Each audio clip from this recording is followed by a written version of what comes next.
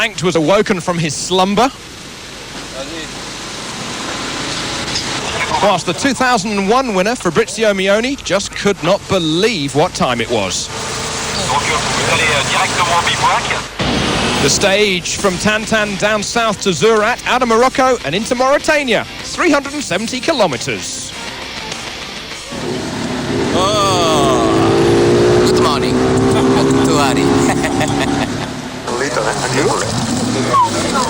For many of the motorcycle riders, it was a welcome chance to get some rest before the stage after the long road section, and also to grab some breakfast.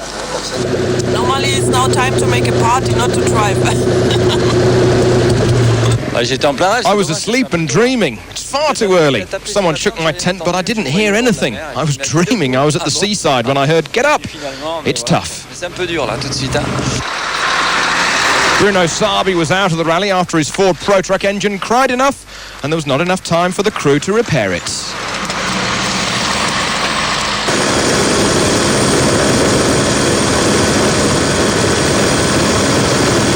Breakfast was taken after a 353-kilometre drive to the start of the stage, as Vanina Ricks enjoyed the sunrise.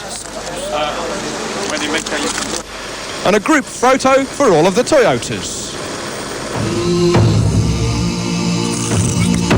Meanwhile, elsewhere in the desert, life continues at its usual pace.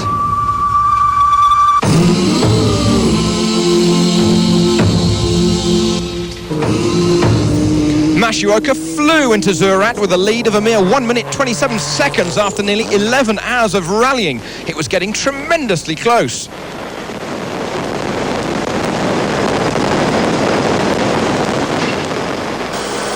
Shinazuka was second overall, winner of the stage into Zurat after completing one of the fastest stages he's ever driven on.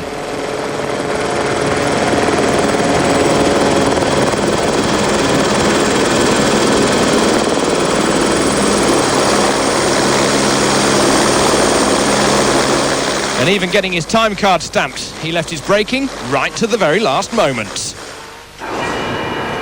Damavius actually won the stage on scratch, but suffered an 18-minute time penalty when his engine stopped right at the finish.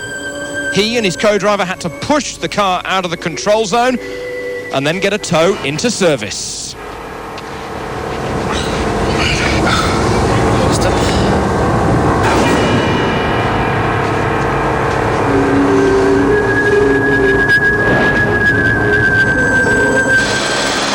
There were 3, then 2, then 1, and now none of the Schlescher buggies left. Servier's radiator broke, and he was out.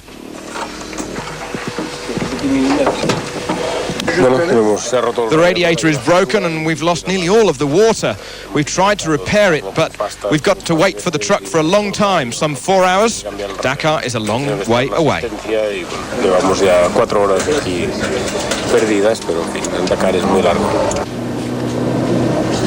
For 1997 downhill ski world champion Luc Alphond with his diesel Mitsubishi, he said, "I was passing this local truck and we're going to get a load of stones and the dust. It's the first time we've had to pass a truck like this on the rally."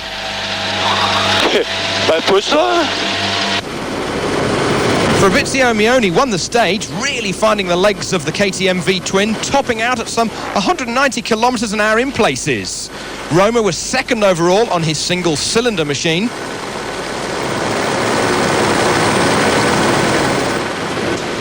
Whilst Carlo de Gavado made it to Latin 1-2-3, only 3 minutes and 28 back of the leader, Mioni.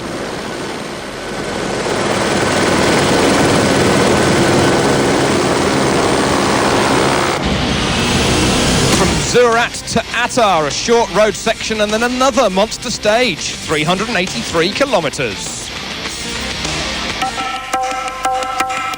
You've seen Jaws, but what about the dunes? The first of the Killer Dune on Dakar 2002. All of the KTM team rode in formation as everybody roosted their mate.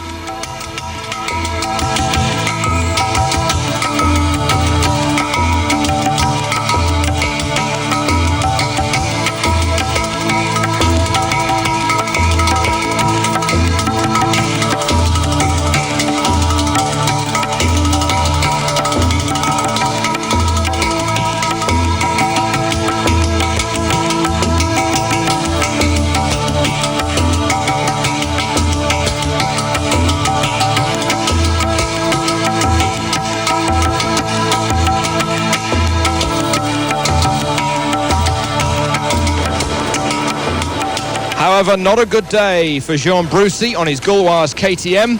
He had a big accident when he hit a rock. Eric Bernard soon on the scene to help his friend, but the medics were already there.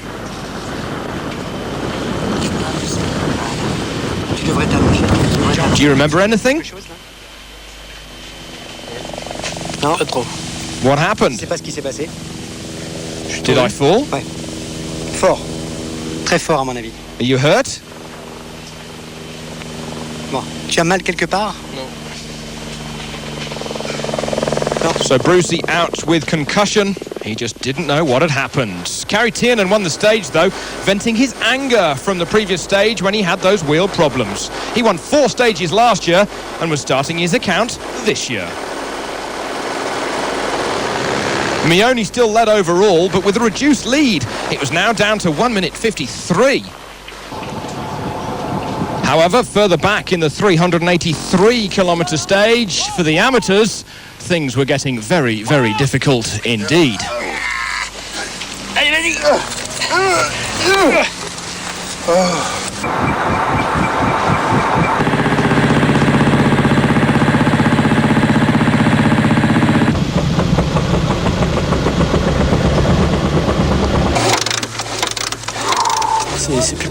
It's just not possible to help others when they fall down. We just don't have the strength. Our solidarity is completely exhausted. There's just nothing. And with that, he tries to get to the top of the dune, but the inevitable happens.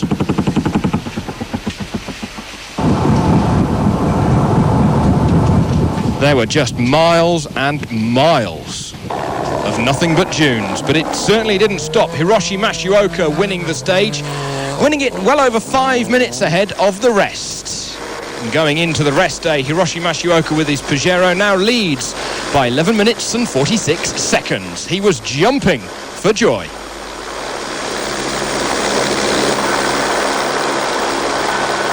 Kenjiro Shinazuka was second in the overall standings, backing up his Japanese teammate and leader.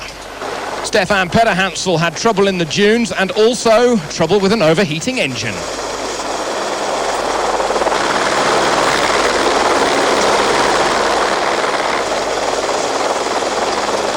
He eventually got going after he was stuck, but he left his co-driver Jean-Paul Cotret behind for a moment. His teammate Gregoire de Mavis did not fare very well at all. His 6-cylinder engine was going on to 4 cylinders and he took a maximum time penalty because of it. The trucks continued on their way further south towards Dakar. Vladimir Chagin leading overall in the blue Kamaz. The 700 horsepower and 4-wheel drive needed all of the time. Carol Laprace was second overall with his Tatra, and going well.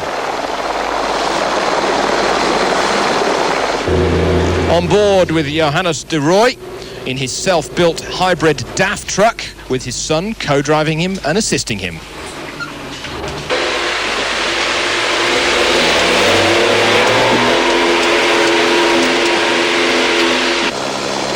Elsewhere in the truck section, Hubert Molina, Gustave Breo and Edmond Pellichet were in all sorts of trouble. But once more, the team spirit of rallying comes to the fore. Where else would you see this kind of help in an international event? It rolled first onto its side, and then onto its roof, then onto the other side, and onto its wheels eventually. So there are the bikes overall. Fabrizio Mioni leading by not a lot ahead of Carlos de Gavado. Roma in third, Arcarons in fourth, and Alfie Cox in fifth and in touch. And in the cars, Hiroshi Mashioka leads his Japanese teammate Kenjiro Shinazuka by under 12 minutes. Kleinschmidt in third, Fontenay and Pederhansel. Well, the rest day was hardly a rest day for the mechanics preparing the leading KTM, nor the leading Mitsubishi of Hiroshi Mashioka. But for the Schlesser team, all of their cars were out and they went home.